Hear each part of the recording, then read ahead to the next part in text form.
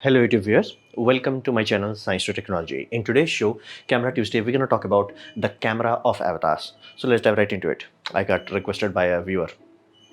So what exactly is the problem that before Avatar nobody was taking 3D seriously, and the reality is that 3D back in the days, as in like back in the black and white era, we were always trying to do it, but we were always trying to do it as a gimmick, meaning it was never done like it's a good movie that is in a 3D. It's like watch my movie because it's 3D.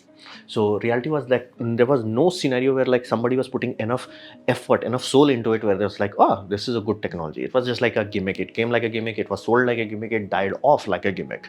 However, on top of that, there is another problem. The problem is that all the 3D camera, even 3D IMAX camera, they are not actually 3D.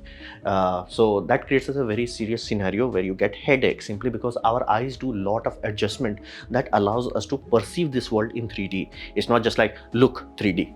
It's like there is a very serious system. You cannot just have two cameras side by side, or in case of IMAX, like sort of prism mechanism where you squash images into giant film. That does not make it into 3D. Or you can, even if you have two film camera, two 2D cameras does not make 3D. Let that sink in. Just because you have two camera does not mean it's 3D, especially for human eyes. So we did not have any technology to record 3D properly. So there was no point of like having theaters that can show 3D. And if you try to do that, it will just give you a bad headache. So that's the real problem, because our eyes are not just adjusting focus, they are also doing other things. Without those other things, it just frustrates our brain. So what is the machinery that we were missing? Well, reality is that our eyes pulls focus, that we know, like, are you focusing here? Are you focusing here? Are you focusing here? We know that part, done, sorted. It also had tilt adjustment. For example, when you are looking at something far, your eyes are almost parallel. When you're looking at something close, they start to come in. It's like you do like this, you will notice your eyes are doing this. This is a tilt axis. Without this tilt axis, your eyes are confused. If you feed two data without that tilt adjustment, in camera recording, as in like, I'm not talking about like how you distribute it to the customer. I'm talking how you record it, the footage itself. So if the footage itself has parallel views like we try to do, it is tricking our brain to think that everything that you are seeing is almost at infinity. And that's the problem. Like your brain is tricked into actually thinking, processing image input as in parallel, but you are showing things that are close to you. So that gives us a headache because there are two data that are intersecting with each other. Now, why do we do parallel system? It's cheaper. To do it contrast system, you can see that it will create a narrow focus area which will look awesome, and that's how our human eye works. We do not observe everything in full detail. Anything that we are focusing on actively, that's the area that we look at high detail. Everything around is just a blank image.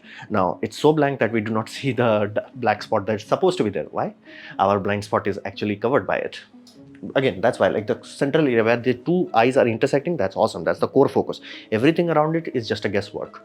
But without having that, just having two parallel camera, that tricks our brain into thinking you are looking at infinity while you are showing things that are not at infinity. That's creating the headache. So angle needs to adapt, then only your brain can focus without giving you a headache, where it will feel natural rather than feeling like a gimmick, feeling like to like it will, I'm just enjoying a scene. That's what the many people who were lucky enough to see Avatar in theaters, where they had like two 3D projectors and circularized polarizer, simply because linear polarizer, while it is more bright compared to linear system, circular allows you to tilt your head. If you do that with your basically linear polarization, the 3D will literally fall apart. It looks ugly. But that was the best option in Bangalore, that I had IMAX 3D. So if you have lucky enough, you can go into a theater that has dual projector, because brightness loss is serious in glasses. So you have to have two projectors, and both of them will be, one will be clockwise circularized, another will be anti-clockwise, and then you can do your head like this and you will get full 3D. Awesome. So if you had that and you had a camera that was adjusting angles, you're gonna be like, damn. At that point in time, you will no longer be looking at 3D, you will be just living in that world. That's what Avatar was so focused on. It's like creating a scenario where it's like your brain is no longer processing, it's just fed the data that it's supposed to get. If it was on the set, basically, if you and me were standing there, how our eye will work, camera will record the footage exactly the same. And this is the example. They were trying, this is like very early prototypes of Avatar, where you can see the lenses are going apart. They were trying to do that. And this is one thing you have to understand. It cannot be created in post. So movies that were like trying to, we're going to record in like, high IMAX camera and then we're going to make 3D in post. I have no idea what they are smoking. Like, I want to find that dealer that is selling that. It's like it cannot be altered in post. And even if you missed it, let's say your alignment was a little bit off, it will give you a headache. And if Avatar had to do multiple retakes, again, because that was very novel at that time, this system was so complex that they had a camera operator, another operator whose sole job is pull focus and align all these things properly. So you can understand, not only you have to pull focus, and you also have to change the tilt angle. And that's why whenever Canon shows you things like this, it will give you a headache if you try to shoot a video with this. It cannot be altered. So this is what we call baked depth. This depth data is baked into the footage. It cannot be tampered with. You can add CG to it, go YOLO on it, but you can't tamper with it. That's the machinery. So in Avatar case, they really need almost 2 axis control on each camera. Basically, they have to move a little bit and like this. So machinery is complex. It's not just like have 2 cameras. Do not fall for this. That's why people get headache. Do not fall for that illusion. That makes it so easy. But like, it has to be like this. That's how our eyes know what's supposed to be in focus, what's supposed to be out of focus. So how do we achieve it? Well, we start to use beam splitter, simply because that old variant, they had an issue, simply because our pupillary distance, basically distance between our eyes, it's not very far, as you can see. And right now, imagine if you have 2 full frame sensor, you will not be able to fit the sensor itself, let alone the lenses. And you can see that lenses become huge, like lenses are huge. So you need something that looks like this. You can't, physics does not allow you to do that. But beam splitter does allow you to split one incoming feed into 2 feeds. So you put beam splitter, you put one camera back and one camera down. Voila, you can see, like, it's literally almost 50% lens intersection.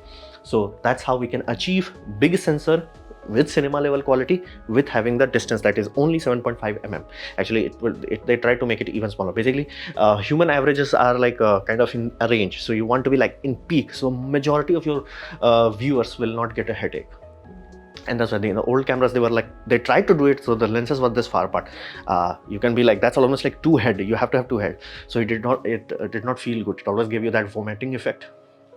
That happens. Cinema camera has big sensor. You have to use beam splitter, lens intermingle, and it can be used for other things also. For example, if you have seen the movie 300 and you're like, how the heck they're doing slow motion and then super normal motion, slow motion, super motion, slow motion, normal motion. How the heck they were doing it? They were using beam splitter. So basically, they had a cinema camera, and bottom end they had a high-speed camera.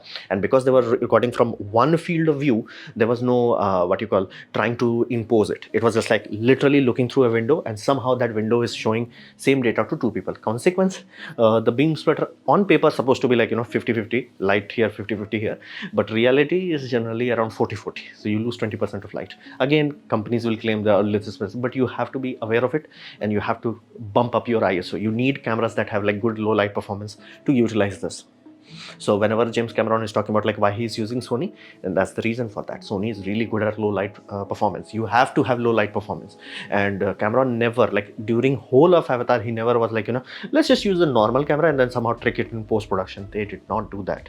And that matters a lot. So by moving cameras perpendicular to each other allows you to achieve that system. And be mindful, this is what I'm talking about when you're talking about access control. Literally all the cameras have to do this. One has to it's very difficult. How the heck they pulled it off? Like again, they do talk about it, that there is an actual microprocessor, my whole computer basically in here and on the control station that is like doing all the processing. It has to be done. Now be mindful, at this point in time you can just rent cameras that do this. It's not a new thing anymore. People have figured out that algorithm. Like basically what he did was not new, but what he did was like do it properly. So people were like, that's what we were missing. So okay, let me add that. But be mindful, it does increase your headache by a lot. It's not just that you are missing focus, you are also in a scenario where you're missing 3D. So a lot of retakes have to be done. And somebody have to observe it properly in order to double check everything. So beam splitter, if you're not familiar with it, is something that we use for this also. For example, teleprompter. It's an old technology. We know how to make quality beam splitter. So it's not a new thing, but you do have to bump up your ISO. Or if you're going like, so high speed camera and like a normal cinematic camera, so you can do that. So this is the technology that allowed us to really have this behemoth. Now we come to the core aspect of it. Why Avatar looked good? Simply because of effort.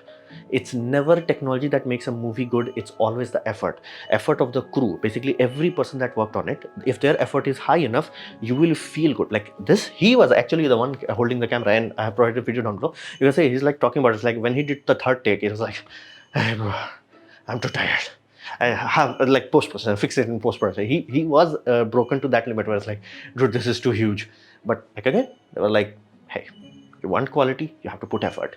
You cannot have like high quality coming out of low effort. You have to have low effort equals low quality results. So you have to put effort. What does that matter? That think of it this way: if I showed anyone Iron Man 1 movie and if I showed them Black Widow, both are made from MCU, but here's the Iron Man 1 looks like a masterpiece, looks like a movie that's like, damn, they made it that long ago. Like I was a kid in school, that's how long ago they made it, and it was like, damn, the CG holds up. How the heck CG holds up?